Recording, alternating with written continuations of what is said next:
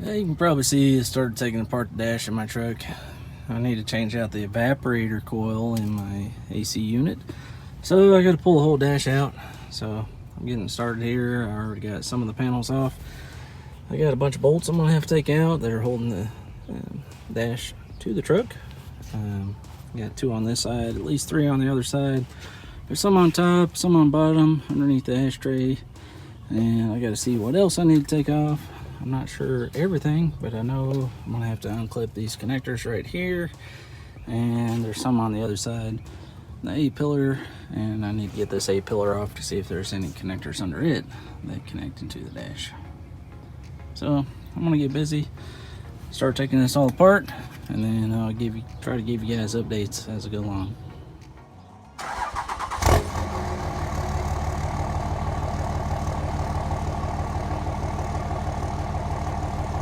It's the next day out here. I did make a little bit of progress last night. I got the dash out of the truck, but there's a few things that I had to do that I didn't really pay close enough attention to before. One of them is you gotta have a 10mm socket in order to get the wiring harness off. It's under the dash on the driver's side here. This one right here, it's a big one. And then there's this blue one on top of it, and then there's a white one that goes underneath it. You gotta take those off. Anything that connects to the dash, you gotta get off. But I wasn't thinking ahead. There's another one, I didn't even notice it until I started pulling it out. Right in the center there's a big wiring harness, and I didn't see it until I started pulling the dash off, and I had to get a big pry bar to push down on the tab on top of it, and I was able to pop it off.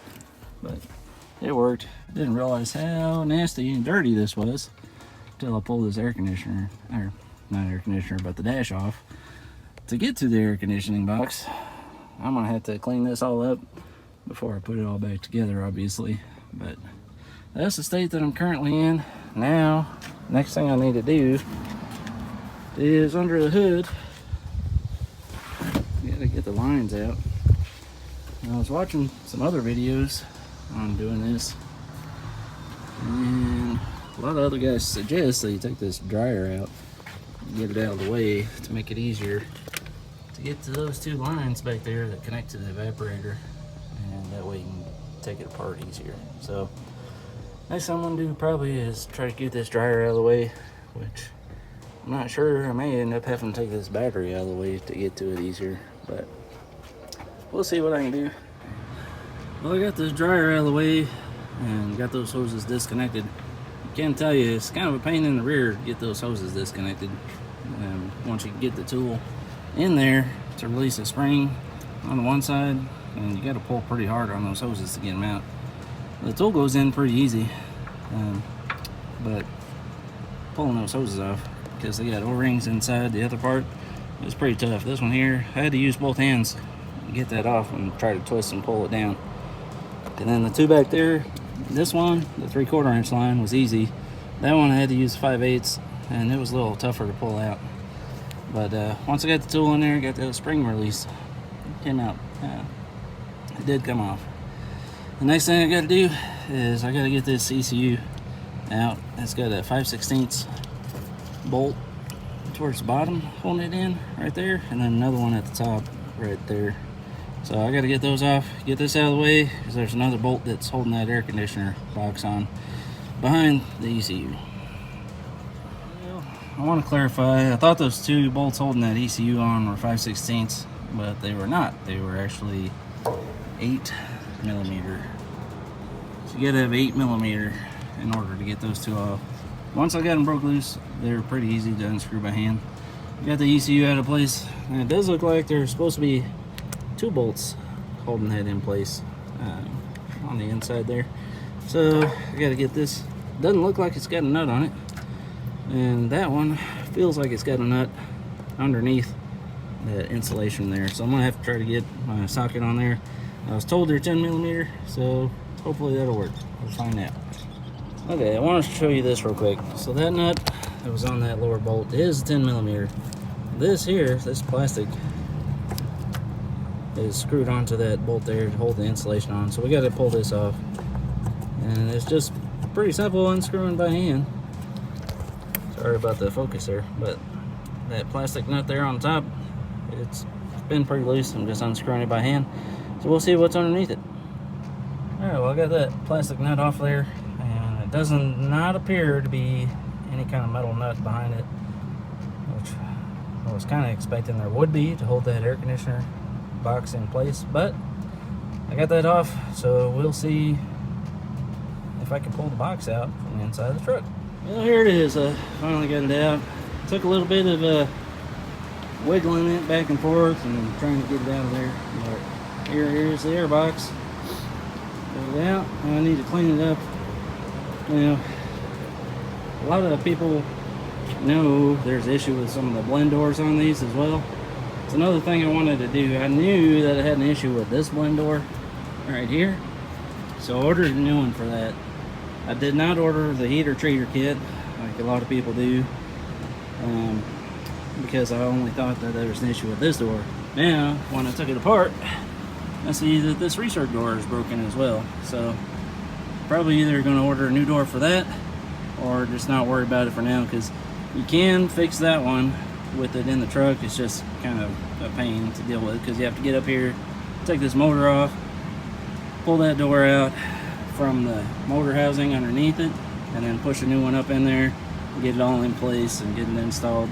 It's kind of a pain, but I've heard that you can do it within less than 30 minutes with this in the truck. So for now, I'm probably just gonna tape that shut, or see if I can get a new blend door locally so I can get this put back together soon. But it's out.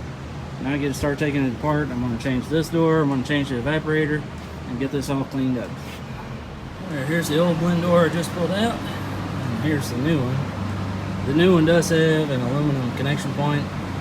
This one here, the old one, the plastic one, is stripped out inside of there. So hopefully this one will last longer. There is potential though that it'll strip out this plastic. I'm hoping that this is ABS plastic and it'll be stronger than what that one was. But we'll find out. I'm gonna get this one installed after I clean up the inside of that. It's pretty easy to take it out. There's just a few little screws that hold this in place. So this was down on top of that. And then I need to clean out the inside there. I'm gonna vacuum that all out before I put it back together.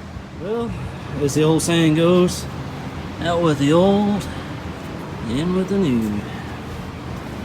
Now, unfortunately, some of these fins are a little beat up, but that happens sometimes during shipping. This is a brand new Spectra unit. It's supposed to be one of the better brands. So I looked at the heater core. I'm just saying the heater core looks brand new, pretty much. So there's the heater core. So I'm not going to change it out. I looked at both sides. It looked pretty good. So I'm going to put this back together. Got that new evaporator core in there. I cleaned out everything I could with vacuum. Got out all of, I guess what you would call loose dirt. So that's all out of there. Probably could wipe it down with some Windex or something before I put it back together. But I'm just ready to get this thing back in the truck and get my air conditioning working. So let's see if we can get this put back together. I got it mostly reassembled. As you can see here, I got the foam off of this part. I need to pull the foam off this part. Came off pretty easy off of the other parts. You just got to find the spot, start peeling. And it does break apart into some pieces sometimes, but it did come off fairly easy once you can find a spot and just peel it off there. So I'm going to run down and get some weather stripping and put on this to make it seal up better against the dash, and hopefully won't have any leaks under the dash, and we can get our air conditioning working properly.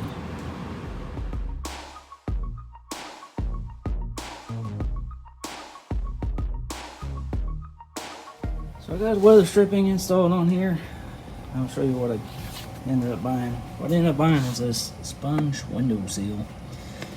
They had some foam seals as well, but I like this one a little bit better. It's a little bit thicker. The other one was a 1/4 inch thick, and this is 3/8 inch thick. So I think it'll give plenty of room for compression, and it's about the thickness of what was on there. So this should be pretty good. I will say, if you're going to put this on there, clean up the edges and stuff with denatured alcohol or something, just to help it stick a lot better. But no, I also wanted to show you, since I couldn't find a blend door locally, for now, I just taped it up to where it's always going to be recircing. The one thing I don't like about these trucks is that we don't have the option for a cabin filter. So one of these days I'm going to find a way to put a cabin filter in here. I'm thinking about just cutting this out right here and buying a kit for a newer truck and see if I can make it fit. But anyway, I'll do that later. For now, I need to get this put back in the truck and see if we can get the system charged up and working.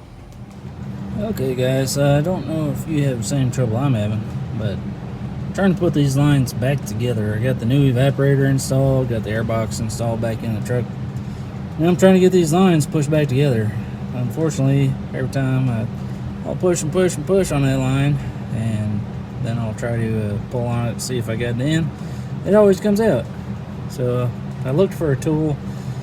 I found one on Amazon that looks like it would work, so I drove around to all the car lots and see if they had one, but nobody could show me that they actually had one, and they didn't have one on the shelves or anything.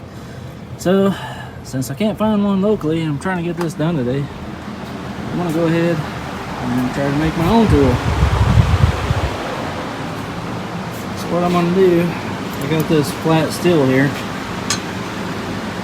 I'm going to try to weld it to channel lock jaws like this, and then cut out the notch that I need to try to make the tool, make it work.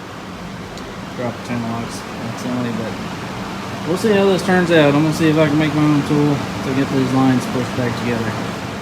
Alright guys, I finally got it all put back together, and I pulled a vacuum on this. It's been holding. Closed the valves, it's been holding for over an hour. Which before it wouldn't hold at all. As soon as I closed the valves, the pressure just bled off. So this is a good sign. It's holding the pressure. So you can see right there the vacuum on it. Both sides. So I pulled a vacuum for about an hour, and then it's been sitting for about an hour now without the vacuum pump running. So I'd say it's probably good to go ahead and charge this. So I got everything put back together. So now I guess what I need to do is start it. It's a moment of truth, and make sure I got all the connectors plugged back in right. So it should work, but we'll test it out here in just a second.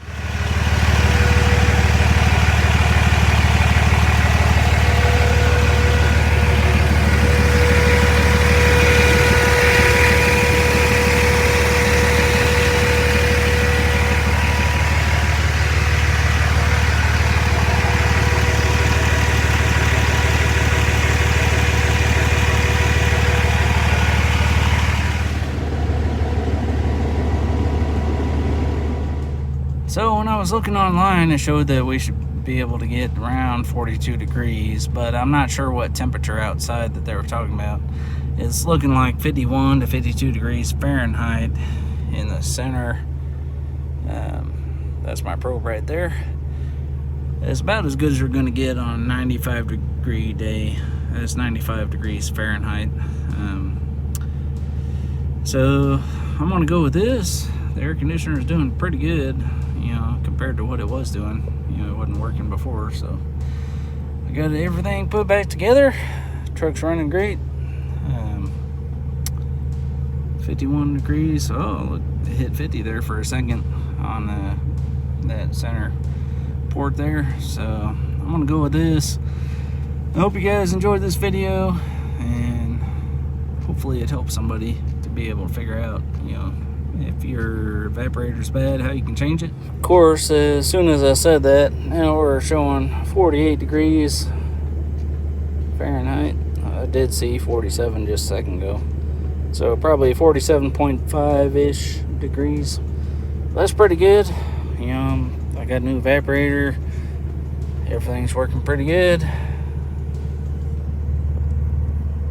My nice low mileage Cummins truck here, 358,000. this took me Friday night, all day Saturday, and most of the day on Sunday. It's almost 6 p.m. here on Sunday. I started Friday night after work, which is about probably 5 p.m. when I started working on the truck. I worked from 9 a.m. till almost 9 p.m. on Saturday, and then I worked from about 9 a.m. on Sunday till now, almost 6 p.m. and finally got the truck going. There were a couple issues that I ran into. One thing is the cans of refrigerant are self-sealing, so I had to go get a new fitting for the self-sealing cans, and then everything worked pretty well after that.